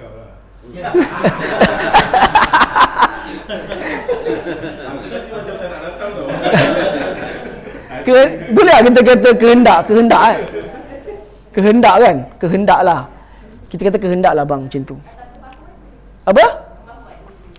Kemahuan. Macam tu lah, kemahuan dan kehendak. Maksudnya, bila kita beli barang dekat pasar raya, kita kena bahagikan pembelian kita kepada tiga perkara ni. Seandainya kita kena tahu mana nak didahulukan. Kalau duit ada RM50, dahulukan yang mengikut tiga sipir ini.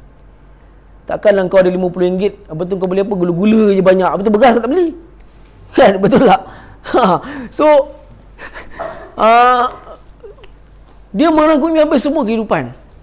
Tiga perkara ni, tiga unsur ni. Itu sebab saya analogikan dengan meja. Meja boleh, macam-macam semua benda sekeliling kita semua boleh kita analogikan dengan tiga perkara tersebut. Kerana dia adalah benda yang asas bagi satu keperluan manusia. Dan benda ni, saya cakap terus terang dekat Keluang, geng-geng Keluang, dia dah khatam satu kitab maqasid dengan saya. Apa Kim nama kitab tu? Dia ingat nama pengarang, tak apa. Dia dah khatam satu kitab maqasid dengan saya 2 kali pertemuan. Tajuk dia Al-Madkhal ila Maqasid Syariah oleh Dr. Raisuni. Boleh saya kata kat orang, saya ajar kitab maqasid, orang semua terperanjat. Kau ajar kitab maqasid? Tanya Hakim, ustaz-ustaz pun terperanjat. Ajar kitab maqasid, sebab maqasid adalah antara ilmu, kita kata macam ni, fiqah bawah tau. Atas di usul fiqh. Usul fiqh ni memang kepala otak pecah ni lah. Atas usul fiqh, maqasid. Ini lagi. Maqasid ni, orang kata hanya orang cerdas je boleh belajar. Orang-orang kepala otak cerdas yang mampu belajar benda ni, maqasid. Maqasid ni atas sekali. Maqasid ni adalah benda yang merangkumi ketiga-tiga ilmu tadi. Fiqah dan juga dia mengumumkan ke semua ilmu tu. Seandainya orang tu telah belajar maqasid syariah, dia belajar maqasid syariah dan dia menguasai sedikit, bukan kata menguasai lah, dia mengetahui sedikit asas pada ilmu tu, maka dia akan ada kemahiran berfikir dalam agama yang sangat cantik. Dia tahu mana benda nak dahulukan, mana hukum yang walaupun Allah sebut wajib, dia tahu benda tu boleh diakhirkan.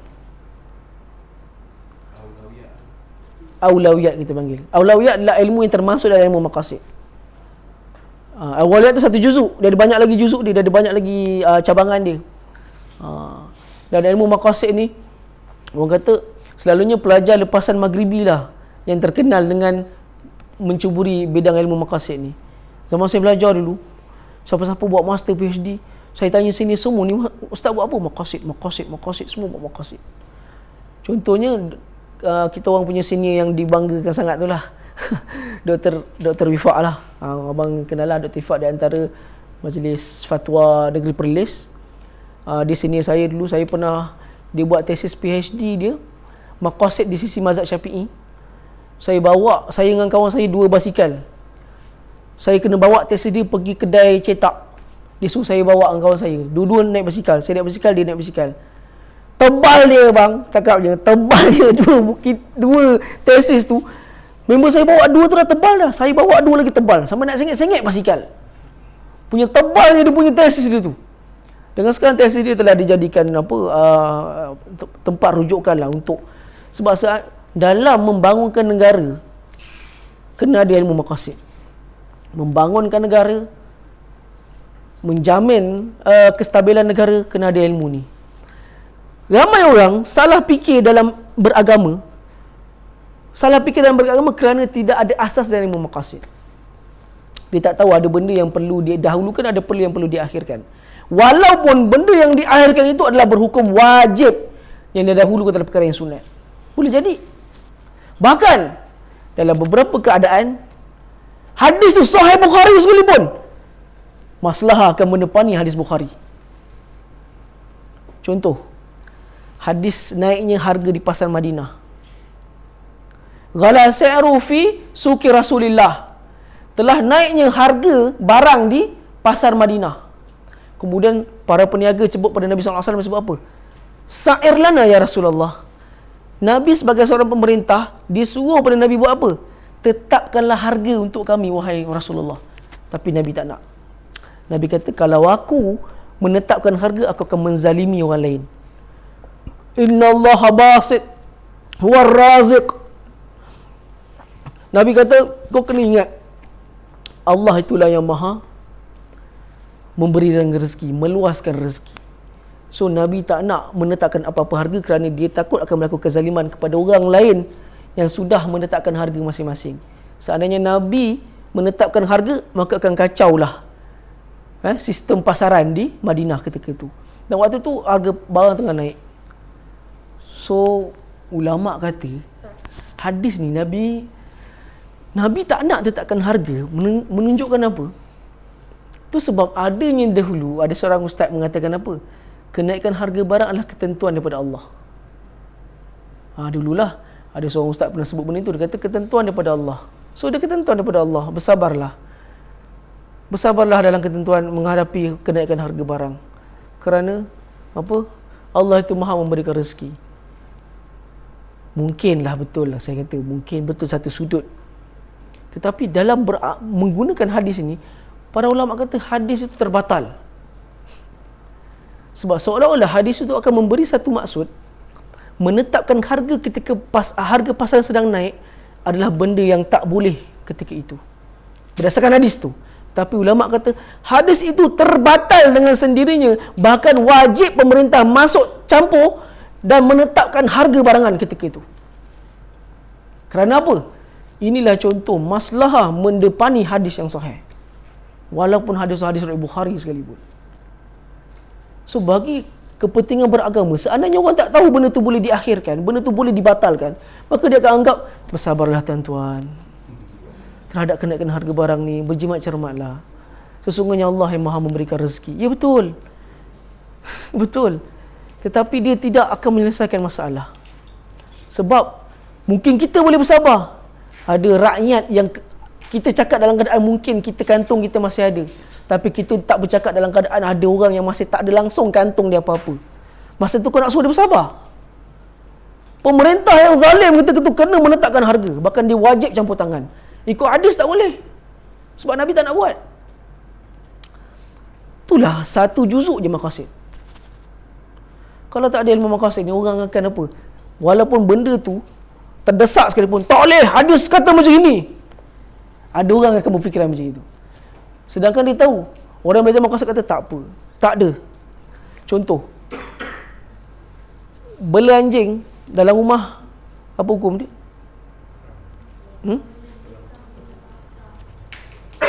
Tak, itu menyentuh membela anjing di dalam rumah. Maka tak masuk sebab sifat dia yang kotor. Kan? Contoh, kalau time tu berlaku banyak kecurian, boleh kita kata tak boleh. Nabi kata malaikat tak masuk rumah. Tapi Al-Imam Ibn Al-Bar ketika itu berfatwa, wajib setiap rumah beli anjing. Sebab kecurian berlaku. Kecurian.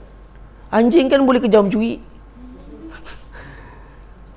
Kalau ikutkan hukum, tak boleh. Sebab apa? Kata malaikat tak masuk rumah. Itu ketika itu. Taghayyurul ahkam bi taghayyurul azminah. Wa taghayyurul ahkam bi taghayyurul awda'. Berubahnya hukum berdasarkan faktor setempat, berdasarkan faktor semasa. Orang kalau tak ada benda pemikiran maqasid walaupun sedikit macam ni, maka dia akan membuta-tuli mendahulukan hadis, berkeras mendahulukan sebuah hadis yang sahih dan menafikan suatu maslahah. Akhirnya apa akan jadi? Orang akan berburuk sangka dengan agama. Betul tak? Keluang special dia orang dah khatam kitab maqasid. Maqasid Raisuni dah khatam. Hebat orang keluar khatam kitab maqasid. Tak ingat lagi tak Kim? Memang tak ingat lah. tahun berapa tu? 2017 dulu. Buat kat rumah saya masa tu. Depan ruang tamu. Berpenuh-penuh orang ni semua. Diorang ni semua datang buka kitab maqasid. Bukunya kecil je. Tapi diorang semua dapat faham. Contoh, biasa contoh dalam bab contoh macam orang yang ada bypass jantung. Kadang-kadang doktor akan suruh ballooning. Balloon tu semua daripada material apa? Ada termasuk dalam apa? Swine punya produk swine dipanggil apa? Babi lah. Barangan berasal daripada babi. Usus babi. Kalau ikut tak ada maqasid dengan kata kau letak babi dalam badan kau, haramlah kau ni kata. Kau dah letak babi dalam badan kau. Tetapi dia mesti ada tahap. Ad-darurat tubihul mahzurat wa darurah tuqaddaru biqadariha. Setiap yang darurat mengharuskan benda yang haram. Benda yang darurat mengharuskan benda yang haram. Dan setiap benda yang darurat ada kadarnya. So boleh ballooning pakai, tetapi dia wajib tanya kepada doktor, ada material lain tak? Dia kena berusaha mencari yang halal dahulu sebelum dia. Bila doktor kata kat mana ballooning, tapi ballooning tu kena pakai bahan daripada babi. Tak apa, ustaz kata pakai babi boleh tak? Betul. Betul. Tetapi semuanya adakah kadar? So dia kata kena tanya dulu. Kalau pakai material lain, peratus hidup berapa? 50-50. Tapi kalau pakai babi 70-30 boleh hidup. So wajib kita boleh pakai, menyelamatkan nyawa. Maka wajib pakai benda babi. Tak ada masalah. Habis tu nak mati. Awak sanggup biarkan ayah awak mati? Disebabkan tu tak boleh doktor. Saya berpegang bahawa babi itu haram selamanya. Allah telah berkata di dalam Al-Quran, kata. Dia pula berceramah, berkhutbah depan doktor tu. Kalau tak ada pemikiran ni, orang kan membuta-tuli mendahulukan hadis atas alasan ini hadis Bukhari. Nanti dulu. Ada benda yang lagi besar daripada hadis Bukhari. So benda tu bukan setakat tu. Kadang-kadang hadis yang dhaif pun boleh mendepani hadis Bukhari. Itu belum cerita lagi. Itu dalam bab pembinaan hukum. So contoh dalam banjir. Dah duduk atas atap ni. Kan? Dah duduk atas atap ni banjir. Sekali mengalirlah roti gardenia depan dia. Boleh tak dia ambil roti gardenia tersebut untuk dimakan? Boleh, tapi ingat cakap saya, tuqaddaru biqadariha. Kena adakah kadar, sekadar untuk dia dan ahli keluarga dia makan, dan dia boleh agih-agih kepada orang lain sekadar untuk melepasi. Begitu juga contoh kalau kita dalam hutan makan babi, kan, anda kata tak ada makanan, tak boleh terus nampak babi terus pekong babi tu terus mati terus makan. Nanti dulu cari makanan lain dulu. Usaha tu sebab tayamum. Boleh ke tak ada air terus tayamum? Ulama mazhab mensyaratkan wajib mencari air dahulu. Mencari air dahulu. Seandainya tak jumpa, mereka mensyaratkan sahnya tayamum apabila dah cari air tak jumpa, baru boleh tayamum. Jangan, okey tak ada air, jom kita tayamum nanti dulu. Tak. Ustaz, kalau cari makanan lain dulu, nanti babi tu lagi je. Babi tu lagi dulu. Buat sangkong. Tangkap dulu.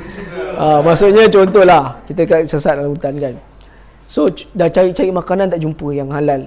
Cari makanan sekali lalu pula tengah cari buah. Dah cari dah ni. Maksudnya dia carilah dulu kan. Tengok aing ada di depan. Dia pun ambil batu, dia pun pick. Tapi sebagian ulama ada mensyaratkan walaupun dalam keadaan darurat, kau kena sembelih juga babi tu. Betul. Sebab keumuman ayat Quran cerita tentang diharamkan memakan binatang yang dicekik, dipukul, dicekik, dipukul, terjatuh natihah, terjatuh daripada tempat tinggi, walaupun sekadar babi.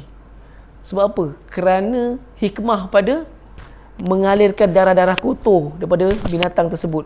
Seandainya binatang tersebut mati bukan melalui sembelihan, maka di situlah mudarat berlaku, sebab darah kotor tak keluar. So dia pekong babi tu makan. Tetapi ingat kata ustaz tadi apa? Tuqaddaru biqadariha. Apa dia? Apa dia Mirza? Sekadar kenyang. Jangan kau siap boleh bungkus bawa balik. Tapau. Kau tapau 2 plastik 2 kilo bawa balik. Bukan. Ia tak sekadar untuk menutup kelaparannya. Ustaz, ada sikit lah kalau darurat yang dicipta tu macam mana? Macam contoh dengar ada orang cerita komando dipaksa makan ni, makan tu. Dipaksa makan. Sebagian ulama ada membahaskan seandainya benda tersebut, ketaatan tersebut memberi kesan terhadap kerja dia, tempat dia mencari rezeki, maka dia diharuskan. Sebab memberi kesan terhadap kerja dia, tempat dia mencari rezeki, piuk nasi dia. Seandainya, sebab kalau kita nak fatwa, carilah kerja lain. Engkau mufti kena carikan kerja dia dulu. Betul tak? Sebab saya ingat dulu ada satu soalan yang pernah ditanya kan, kepada seorang mufti kan. Dia tanya, saya telah makan siput babi, apakah hukum saya makan siput babi? Tapi mufti tu jawab apa? Mufti Mesir dululah. Dia sebut apa? Di manakah alamat rumah kamu? Itu jawapan dia. Dia nak hantar makanan. Bukannya makan siput babi haram, kau apa benda tak tahu benda haram, kau makan sudah diharamkan oleh Allah, kau berkhutbah pada dia tak jalan. Kerana kena ingat satu perkara, agama Islam ni menyelesaikan masalah. Bila agama tak menyelesaikan masalah, maka di situ tak adanya peranan agama. Agama ni kena selesaikan masalah orang. Itu sebab datangnya fatwa. Fatwa ni menyelesaikan masalah orang. Fatwa bukan salah melalui verbal, lisan saja. Dia melalui action. So seandainya mufti kata, di manakah alamat rumah kamu? Selesai tak masalah? Selesai masalah. So, saya kata-kata. Bukan sifat dia jual. Apa dia? Merokok. Bukan sifat dia jual siput. Itu ni. Itu bukan siput babi. Barbush dipanggil. Dipanggil escargot. Escargot. Pernah makan? Dia sebut sebutan dia tulisan dia escargot, tapi dalam France escargot lah. Dia tak punya ganti lah. Jadi kalau zaman saya belajar dulu, di situ mazhab Maliki ada satu perbahasan hukum tentang dia, sebab dia tak mati melalui sembelihan. Binatang ni ulama ijma' hanya halal dimakan bila dia mati melalui sembelihan. Tu sebab mazhab Abu Hanifah tak bagi makan makanan laut. Sebab apa? Tak mati melalui sembelihan. Tu sebab disyaratkan ikan mesti bersisik. Sebab bila tak ada sisik, dia bukan sifat ikan. Ikan mesti bersisik. Bila tak ada sisik, dia tak ada sifat ikan. Jadi tu sebab dia, bahkan Syiah pun berpandangan-pandangan tu. Kerana Mereka berguru dengan Abu Hanifah. Ja'far as-Sadiq. Insang, Ustaz. Ya? Insang. Bukan sisik sifat ikan. Sifat ikan insang. Sisik. Ikan puas mana ada insang? Ikan puas ada insang. Dia bernapas macam apa? Paru-paru kan? Baru-baru ikan paus. Mana ada insang? So tak boleh panggil ikan lah. So sebab dia orang mengharamkan ikan-ikan macam ikan keli, ikan apa lagi? Ikan pari kan, ikan patin tu semua dia haramkan sebab dia tak ada sifat ikan. Sebab bagi dia semua binatang itu matinya binatang dengan sembelihan. Ni dia jadi kuliah fiqah pula. Saya tak nak ajar fiqah sebenarnya, saya nak ajar tadabbur. Tapi selingan lah. Selingan lah kita kata. Apa? Kerana pandangan mazhab kita gitu, Abu Hanifah tak salah dalam bab ni. Sebab apa? Abu Hanifah ikut usul. Usul ni dipersetujui oleh semua ulama mazhab. Binatang mesti mati melalui sembelihan baru halal dimakan. Itu usul. Dan Abu Hanifah ikut usul tu sebenarnya.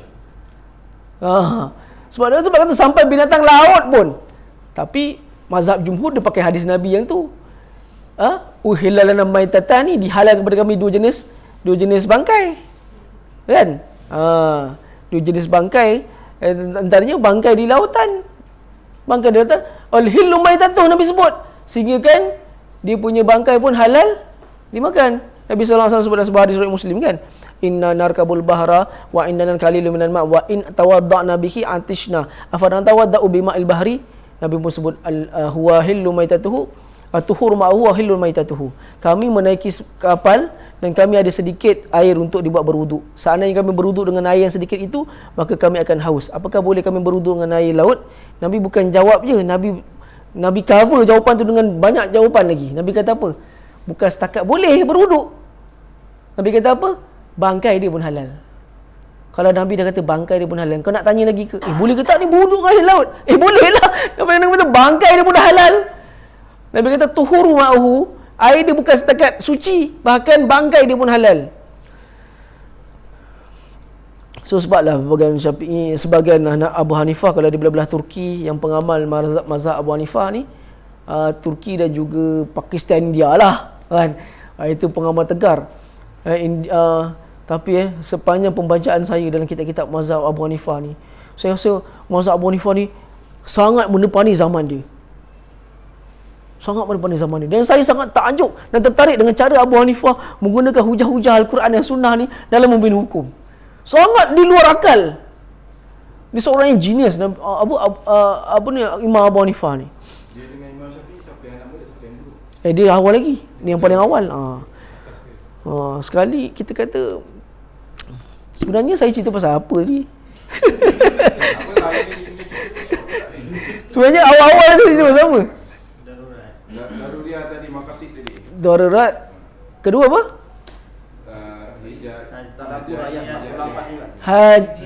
Hajiat. Ketiga apa? Ya, bagus. Tahsiniat. So, bahagikan mengikut itu. Begitulah cara berjimat cermat. Begitulah cara berbelanja. Kau main apa, boros je, tak ada simpanan langsung. So, dia ajar kita tentang ni. Inilah benda kena terapkan dalam minda anak-anak. Sifat berjimat cermat, menghargai walaupun apa makanan yang jatuh ke atas lantai, jangan membazir. Makanan dekat asrama membazir tak kak? Tak. Bagus, alhamdulillah. Apa, jangan membazir. Itu semua benda nilai yang perlu diajarkan kepada anak-anak. Budak-budak sekarang, saya tak cerita jauh lah, anak sendiri ajar pasal membazir ni, ajar pasal bersyukur ni. Saya rasa jadi kuliah kat meja makan tu. Selalu saya berkuliah kat meja makan. Bila dia anak saya tengok dia makanan yang mak dia masak, ada benda yang dia pilih-pilih, ayo syukurlah dengan apa yang ada atas meja makan. Terus kuliah. Cakap syukur. Ada orang ceritalah, ada orang lagi apa Nabi sebut kan. Nabi sebut apa yang Nabi sebut ni benda yang sangat menginsafkan lah bagi saya. Nabi SAW sebut dalam hadis Bukhari, Nabi sebut unzuru ila man huwa dunakum wala tanzuru ila man huwa fawqakum fa innahu jadirun alla tazdari nikmatullah alaikum.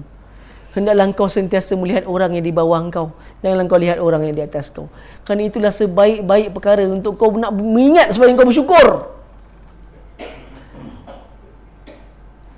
Fa innahu jadirun alla tazdari nikmatullah, sungguh itulah sebaik-baik tazkirah untuk engkau ingatkan nikmat-nikmat Allah pada engkau ni. Ingat nikmat Allah pada engkau ni. Janganlah benda ni kena cakap dengan anak-anak. Zaman anak-anak zaman sekarang dia apa, nak makan sosis, nak makan Maggi, nasi tak nak makan. Contoh. Lepas tu makanan membazir, kena sebut jangan membazir. Kerana itu pun disyaratkan dalam surah Yusuf. Kena terapkan. Dan juga apa? Terapkan kepada mereka sifat apa? Sifat menabung. Boleh tak, setuju tak kalau saya sebut menabung tu sunnah? Menabung tu sunnah, setuju tak? Ya sunnah. Bahkan sunnah para nabi dan rasul. Ini apa, bukankah dia mengisyarat apa kita menabung? Menabung apa? Makanan. Dia dalam bentuk makanan lah. Kerana kita cerita dengan anak-anak menabung ni, satu hari adik kalau dah tak ada makan, dah tak ada duit, kat sekolah agama tak ada duit, kat sekolah tak ada duit, paling kurang adik bila menabung ada juga adik punya duit nak berbelanja, tak payah minta ayah lagi. Boleh, itu kebaikan menabung. Sebut macam itu. Terapkan sifat menabung pada mereka. So, berapa benda disebut dalam ayat ni? Pertama apa? Menggandakan usaha untuk suatu persiapan yang persiapan yang lebih daripada mencukupi. Kita kena faham sekarang ni Nabi Allah Yusuf punya plan cukup-cukup ke lebih daripada cukup? Lebih daripada cukup. Sebab dah aban tadi. Lebih daripada cukup. Kedua apa dia? Berjimat, cermat. Sebab dia kata apa? Ya'kunna mimma wa ya'kunna ma qaddamtum. Makanlah apa yang telah kalian simpan. Dan yang ketiga apa dia cakap? Menabung. Sebab simpan benih untuk masa depan. Tak baik lagi ke plan macam gini. Adanya orang tu amalkan dalam pengurusan kewangan dia. Tetapi ingatlah, nafsu mengatasi segala-galanya. Kau cakaplah menabung ke apa ke, dah nampak kat Shopee, berhutanglah. Sebab ada SP later.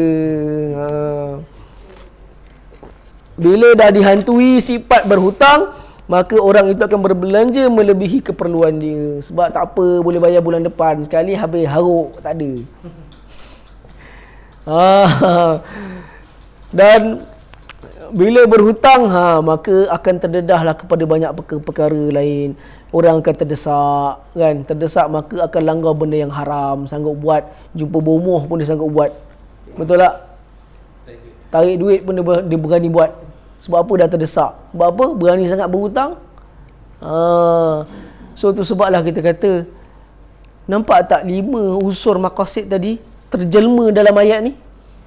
Cukup pada bab keterjemahan makanan je. Dia cover sampai 5 dalam unsur maqasid ni. Setakat tu je pertemuan kita pada Syamil kenapa gelap? Kita potong tiba-tiba